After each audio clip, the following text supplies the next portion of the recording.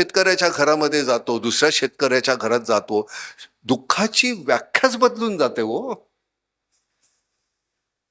मला माहितीच नव्हतं हे दुःख. नटसम्राट आज जर मला करायला सांगितलं तर मी वेगळ्या पद्धतीनं करेन. माझं नटसम्राटाचं दुःख जे आहे ते 4 भिंतीमधलं आहे, गोंजारलेलं दुःख आहे. आम्ही आमचं सगळंच आयुष्यच आभाळाखाली ठेवलेलं आहे. आमच्या पिकाला तिजोरी नसते हो. कोणी या पाखरं येऊन खातात, वानरं खातात, वानोळा म्हणून त्यांनी तो खायचाच असतो. उरलेला आम्ही खातो, पण त्याचा जो एक रास्त भाव आहे तो द्या ना. याच्या पलीकडे आम्ही काय मागितलं? आई आमची सांगायची 16 रुपये सोनं होतं तोळा, आज 50,000. मला माहिती नाही भाव काय आहे. मला सोन्यासारखी माणसं मिळाली, मी सोन्याकडे पाहत नाही, त्यामुळे त्या माणसांची किंमत मला कळत नाही. पण सोन्याचा भाव इथून इतका झाला, आमच्या तांदळाचा भाव, गव्हाचा भाव काय पटीत वाढलाय तुम्हाला माहिती आहे. का नाही करत? 80%, 90% आपण होतो, आता 60-50% आलो शेतकरी. पण 50% सरकारकडे मागू नका. कुठलं सरकार करायचं हे ठरवा.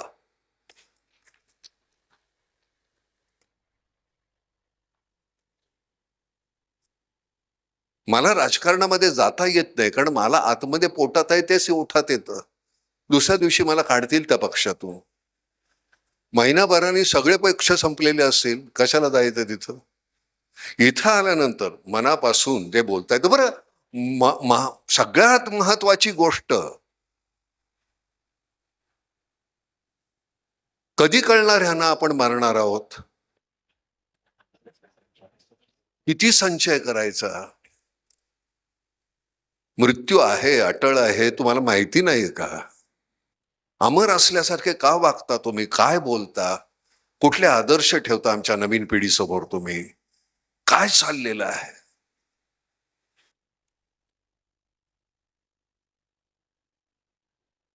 कशाच्या आशेवर आम्ही जगायचं?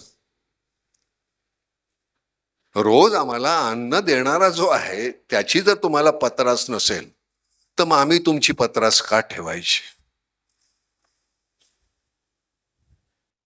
अडवणूक नाही, अडवणूक कधीच नाही. शेतकरी कधीच तुमची अडवणूक करणार नाही. तो कितीही चिडला, काही झाला, मी आत्महत्या केली तरी पुन्हा जन्मून मी पुन्हा शेतकरीच होणार, अशा पद्धतीनं जगणारी जात आहे.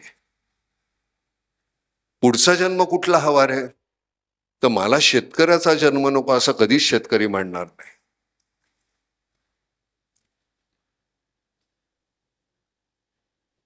जनावरांची भाषा आम्ही जाणतो, तुम्हाला आमची भाषा कळत नाही का? आणि हे कधी संपणार आहे? वर्ष कसले स्वतंत्र झालो आम्ही? एका गुलामीतून दुसऱ्या गुलामीमध्ये, अजून काय? आणि मग त्याला वाचा फोडण्यासाठी हे फार गरजेचं आहे. ते लिहा, ते यायला पाहिजे. यावर्षी तुम्ही दरवर्षी देत नाही ना, यावर्षी आम्ही देतो.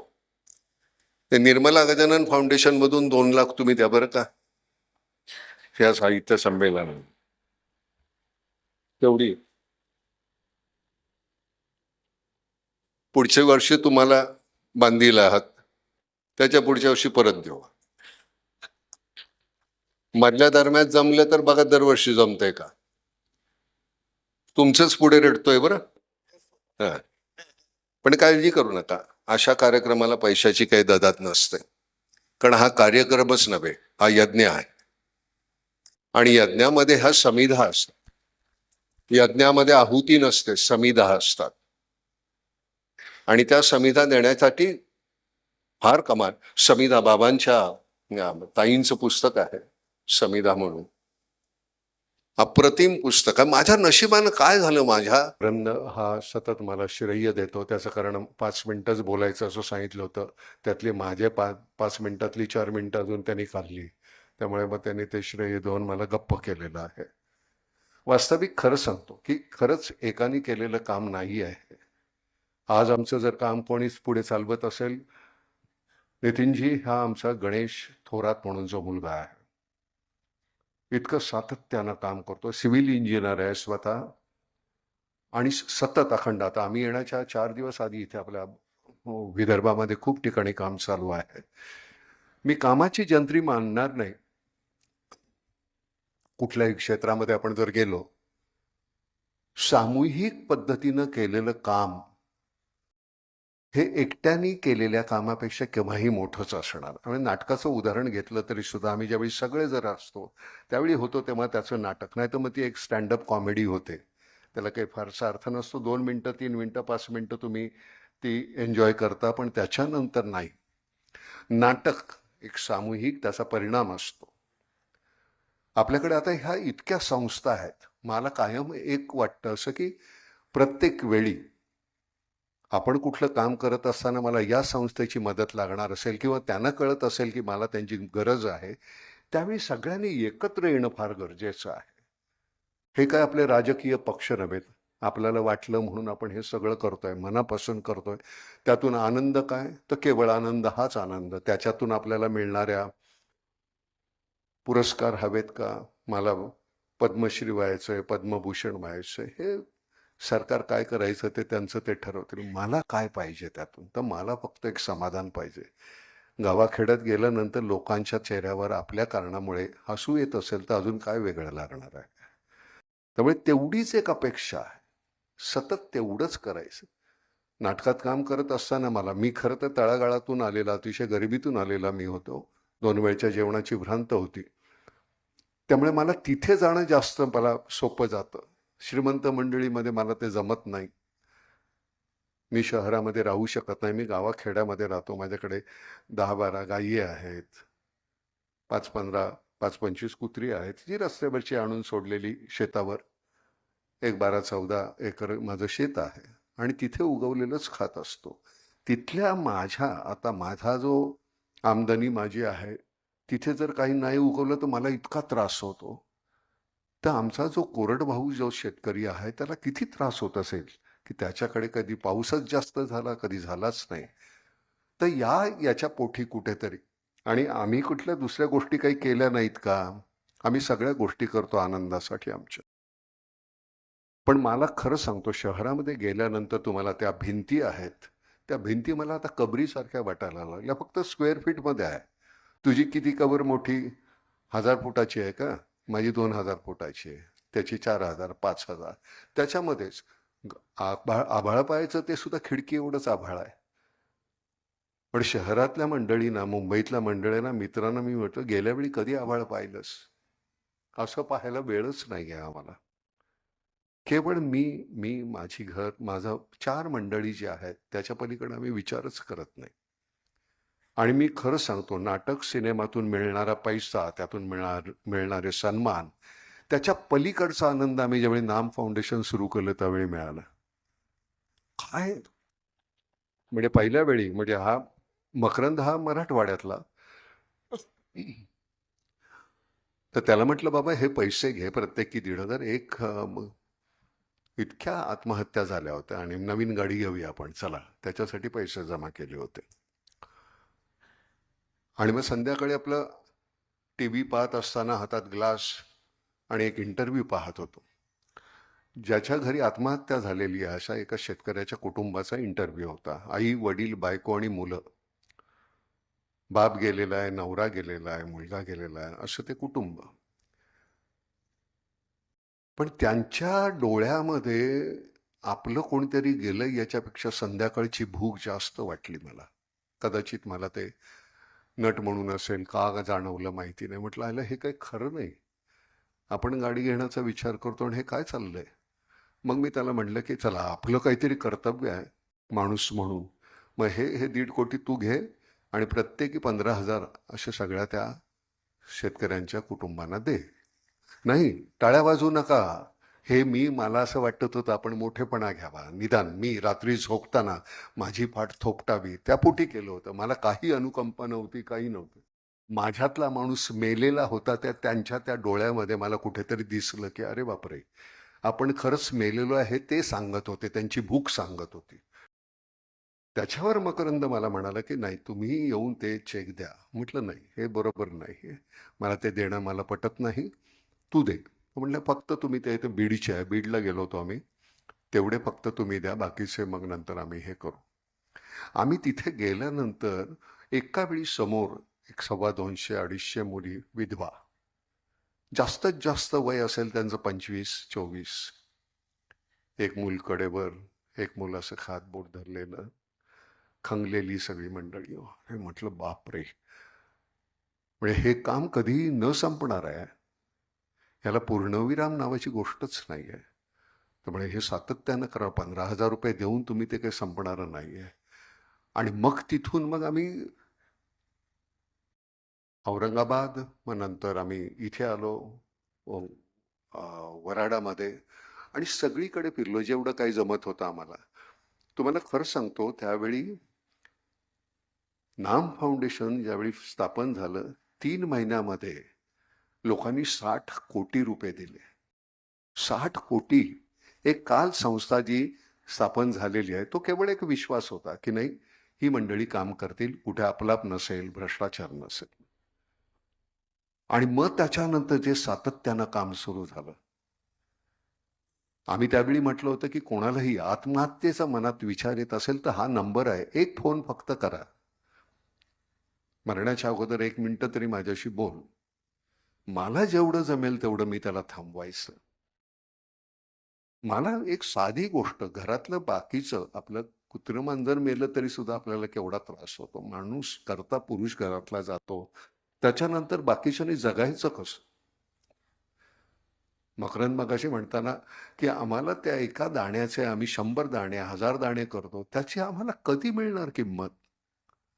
स्वामीनाथन आयोग हा सुद्धा आता एवढा अंशतः चालूच आहे, आणि त्याला सुद्धा 20 वर्ष झाली. किंवा प्रत्येक गोष्टीला आम्हाला आंदोलन का करावं लागतं. आम्हाला दिसत नाही का. माझ्यासारखा एक मठ्ठ माणूस, मला त्या डोळ्यातली वेदना कशी कळली. आणि सगळ्यात गोष्ट कुठली आहे की आता 2 पक्ष वेगळे असतील, बीजेपी असेल, काँग्रेस असेल, तुमचे आचारसंहिता तुमची काय जी असेल ती, तुमचे विचार काय असतील तुमच्या पक्षाचे, प्रत्येकाची पुस्तिका वेगळी. आपलं तसं नाही, आपण सगळेच एक, आता एकाच विचारानं आपण आहोत. हे पाण्याच्या संदर्भातल्या मुळामध्ये सुरू झालेलं पाणी, हे सुरू झालं ते आत्महत्येपासून सुरू झालं होतं. माझ्या इथे शेतामध्ये करत असताना माझ्याकडे परवानगी आहे की मी खडकवासल्यातून पाणी घेऊ शकतो. तर मी म्हटलं नाही, मग माझ्या जमिनीत मला कसं करता येईल. मोठं शेततळ आहे, मला पाण्याची कमी नाही, 90 फूट खोल विहीर आहे. पण माझ्याकडे जी सुविधा आहे ती प्रत्येकाकडे का नसावी. मला खरं सांगतो, मी नेहमी म्हणतो की माझ्याकडे कधी भिंतीच नाही आहेत, माझ्याकडे डोंगर आहे, इकडे डोंगर, इकडे डोंगर, इकडे डोंगर, आणि मध्ये मी राहतो. शहरामध्ये नाही राहणं जमत. आम्हाला वेळच नाही आहे. माझ्याकडे कुठेतरी काहीतरी एवढं शिजलं जायचं, ते पलीकडे जायचं, तिकडे शिजलं की आमच्याकडे याचा वास यायचाच ना. भिंती होत्या पण भिंती नव्हत्या आमच्या शेजाराला पूर्वी. आता तसं नाही, पलीकडे काही झालं तरी आमच्याकडे उत्सव चालू असतो. आपण एकमेकांशी, आपण ह्या सगळ्या संस्था, त्याचं नाव काही ठेवा तुम्ही, एक सामूहिक नाव ठेवा. आपण एकत्र ही चळवळ म्हणजे केवळ बोलण्यासाठी किंवा भाषण करतोय आपण असं तसं नाही. चळवळ पण आतूनच ते यायला पाहिजे. जसं म्हणतो की माझं गावच माझा भारत आहे, बस तेवढं पुरतच करा. प्रत्येकाने तेवढं केलं की झालं, सगळं आमचं समृद्ध होईल भारत. पण आमचा गोंधळ कसा आहे, मला त्यातला श्रेय, आम्ही हे केलं, मग माझी तुमच्या बरोबरची स्पर्धा, तुलना, आणि त्यातून मग मी तुमच्यापेक्षा जास्त कसा, काही गरज नाही त्याचं. विक्रम गोखले हा माझ्यापेक्षा अप्रतिमच नट राहणार मरेपर्यंत, मी त्याच्यासमोर कोताच राहणार, हे मी मान्य करायचं आणि त्याच्याकडनं शिकण्याचा प्रयत्न करायचा. मला त्याच्यापेक्षा मोठं नाही व्हायचं, मला सतत माझ्यापेक्षा मोठं व्हायला हवं. त्याच्याबरोबरीला मी जाऊ शकेन की नाही मला माहिती नाही. ते करत राहणं. आपली स्पर्धा ही केवळ आपल्या बरोबरच असावी, बाकी कोणाबरोबर नसावी. आमच्या आईला मी नेहमी विचारायचो की आई, अगं मुसलमान आणि हिंदूंमधला फरक काय आहे ग. ते म्हणले काय नाही, आपण हात जोडून नमस्कार करतो, ते हात उघडून नमस्कार. किती सोपी व्याख्या आहे ना दोन धर्मातली. आम्हाला लहानपणापासून हे शिकवलं, त्यामुळे मला कधीच तू कुठल्या जातीचा आणि धर्माचा आहे मला विचारावंसंच वाटलं नाही. आणि जाती मला माहिती आहे, गडकरी, जाती कधी संपणार नाही. जाती तुम्ही संपवल्या तरी सुद्धा ऑफिसमध्ये बॉस राहणार, ती एक उच्च जात राहणार, मग मधली, मग अजून असे, मग शेवटी पिऊनची. तर तुम्ही शेवटी तुमची पात्रता काय आहे, तुम्ही करता काय, किती आपल्यामध्ये कुवत आहे, त्याच्यावर आपली जात ठरते. कांबळी नावाचा आमचा बॉस, मला आनंद होतो, कांबळे माझा बॉस आहे. एक दिवस त्याला तिथेच आम्ही असे बघायचो. ते जातीतला फरक सरते शेवटी आपण कशाने मिटवणार? आपल्या ज्ञानानं, शिक्षणानं. आज मोठ्या मोठ्या पदावर इतकी छान मंडळी आहेत, त्यांची जात नाही कोणी विचारत. मला नाही, तुम्हाला माहिती आहे का माझी जात नाही कोणाला मी सांगितली, कोणी विचारली नाही. मी काय करतो या प्रांगणामध्ये आल्यानंतर मला, मी नट म्हणून मी तुम्हाला काय देतो, इतकी मंडळी मला बघायला जमलेली आहे. तो उधळून द्यायला पाहिजे, झाली पाहिजे ती झाली, काय हरकत आहे, सगळेच माझे आहेत, तुम्हीच हसाल ना मला. पण उधळून देणं आणि कशाची पत्रत नसणार. गडकरी नावाचा माणूस आहे, म्हणजे त्यांच्या काही वेळ तोंडामध्ये असं काहीतरी अश्लाघ्य शब्द येतात चिडले की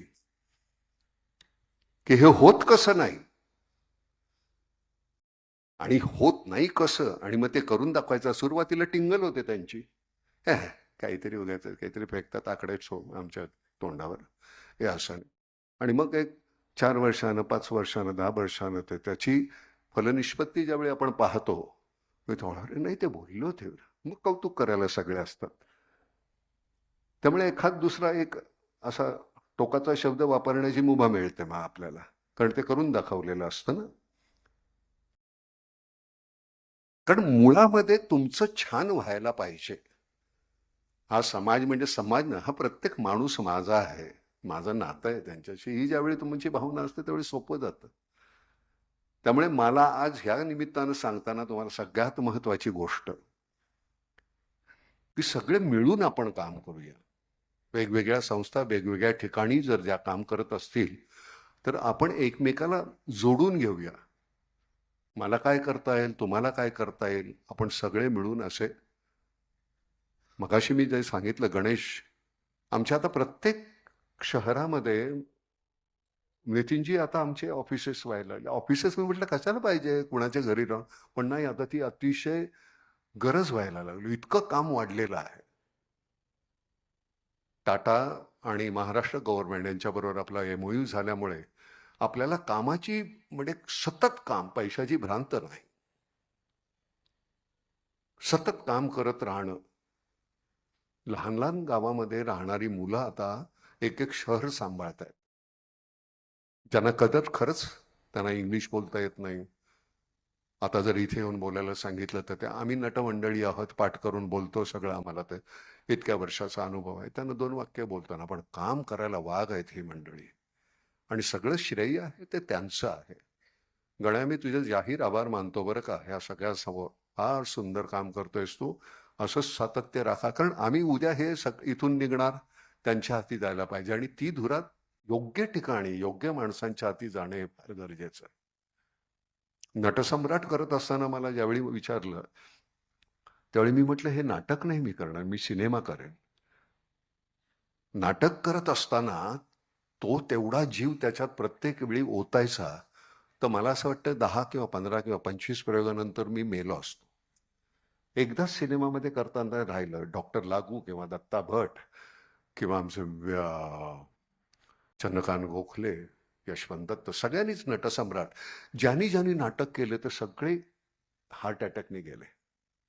कारण तुम्हाला त्याच्यामध्ये तितकं पोचल्याशिवाय आनंद तो देताच येणार नाही. आणि आमच्यासमोर मी नटसम्राट सिनेमा करत असताना रेफरन्स होता डॉक्टर लागू, दत्ता भट. त्यामुळे आम्ही केलेलं आहे ते एवढंच आहे. तुम्ही त्यांचं ओरिजिनल तुमच्या दुर्दैवानं पाहायला नाही, काही मंडळींना बघायला मिळालं असेल, काय काम करायचं बापरे. म्हणजे तिथनंच हलता यायचं नाही. पुरुष करत असताना गडकरी मध्यंतरामध्ये पडदा बंद झाल्यानंतर एकही खुर्चीचा आवाज यायचा नाही. त्याचा इम्पॅक्ट इतका असायचा. विजयाबाईने इतकं अप्रतिम नाटक ते बसवलं होतं की लोकांना ते सुन्न करायचंय आम्ही इथे. आणि मग थोड्या वेळाने कुठे ते एक खुर्ची 2 खुर्ची असं कर. तो जो आनंद मिळायचा ना, अत्युच्च आनंद आहे नट म्हणून. तोच आनंद नामचं काम करताना मिळत असतो. इतका आनंद होतो की वा वा वा, या गावामध्ये हा हिरवा रंग फुललेला आहे, तो आपण काम केले त्याच्यामुळे. काय अजून लागतं तुम्हाला? काही लागत नाही. बरं, उद्या मरणावर विश्वास ठेवला ना की जगणं इतकंच छान आहे. पण मंडळी समजतच नाही की आपण मरणार आहोत.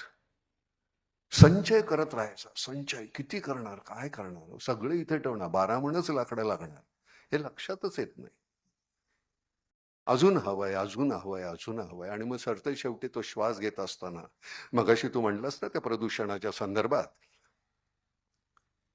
मध्यंतरी त्या म्हणजे आपल्या ह्याच्या वेळी, करोनाच्या वेळी बिल देत असताना तुमच्या ह्याच्यावर होते, कशावर ते ठेवायचे, व्हेंटिलेटर.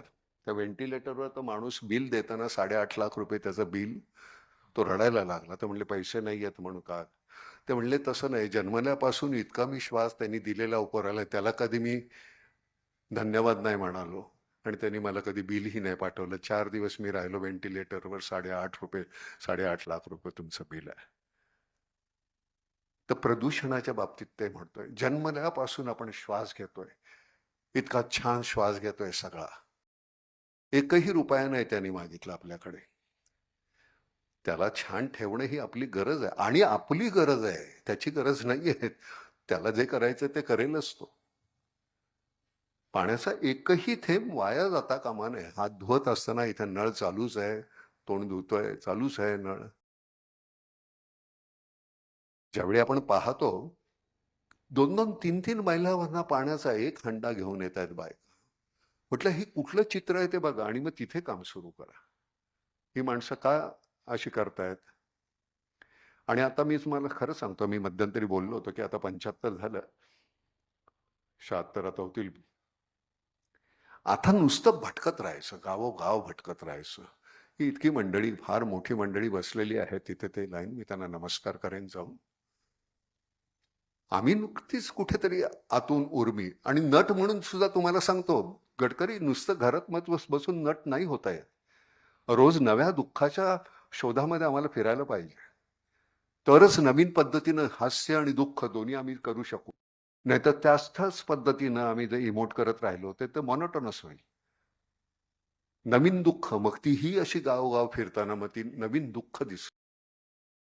ती नवीन दुःख दिसल्यानंतर लक्षात आलं की आमचं दुःख इतकंच आहे. आम्ही त्याला डोंगराळ एवढं म्हणत होतो कारण आम्ही इथे धरलं होतं. ते इथे धरल्यानंतर कळलं अरे चिमुटभरच आहे. ते आपली शहरामधली वृत्तीच अशी आहे, आपलं जसं गोंजारत बसायचं सगळं दुःख इथं धरायचं. अरे बापरे केवढं मोठं, काही मोठं नाहीये. खरं म्हणजे दुःख नावाची ही गोष्टच नाहीये, मानण्यावर आहे. माझं हे सगळं आहे, सगळं झुगारून देऊन सोडून मी निघून जायचं. मी सुद्धा मातीतच झिरपणार आहे. मग तिथे नाही का मी झिरपलेलं असताना मला थोडा ओलावा पाहिजे म्हणून मग हे पाणी वाचवण्याचा प्रयत्न करतो. गेल्यानंतर आमच्या सगळ्यांनीच हा केलेला आहे त्याग. आपण कधी करणार? किती वेळ झाला? तुम्ही किती वाजता? 10, 10:30 आलेले आहात. कशासाठी बसलाय इतक्या वेळ? काय आहे इथे? काय करमणूक आहे? काय वाद्य वाजतायत, नाच आहे? काही नाहीये. केवळ मी तर अशा ठिकाणी एवढ्यासाठी जातो की माझं कुठे चुकतंय हे मला कळावं म्हणून मी अशा ठिकाणी जातो. त्याची जाणीव होते की नाही रे, खरंच हे आपल्याला कळलं नाही, आपल्याला हे माहीत नाही. आमच्या घरामध्ये 7 भावंड होतो आम्ही, 6 गेली, मी एकटाच राहील. आई नाही, वडील नाही.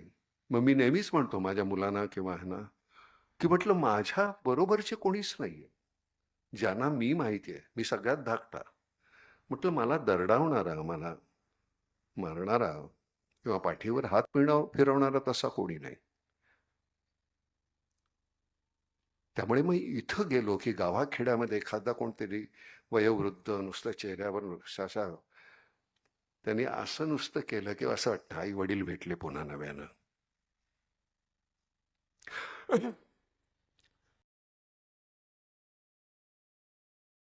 आपण फार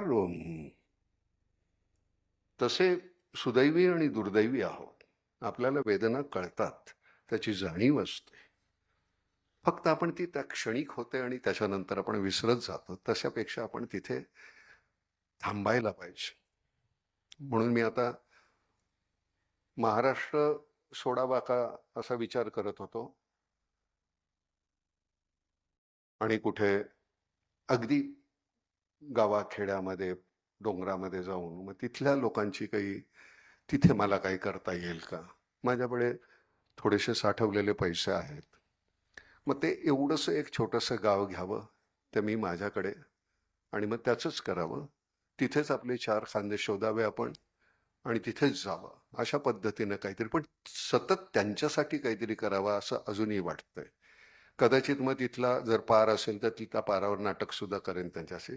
मग ती लहान लहान मुलं असतील आजूबाजूला, काहीतरी वेगवेगळ्या विचित्र काहीतरी आनंदाच्या कल्पना आहेत आमच्या. पण सगळ्यात मोठा आनंद हा आमचा नाम आणि तुमची ही जी संस्था आहे. मी खरंच तुम्हाला नमस्कार करतो. तुम्ही ह्या सातत्यानं जे करता आहे कमाल आहे. फक्त एकच पुन्हा नव्यानं सांगतो आणि तेच सांगतो की आपण एकत्र येऊया आणि एकत्र मिळून काम करूया. कधीही कुठल्याही गावी कुठल्याही कामासाठी बोलवा.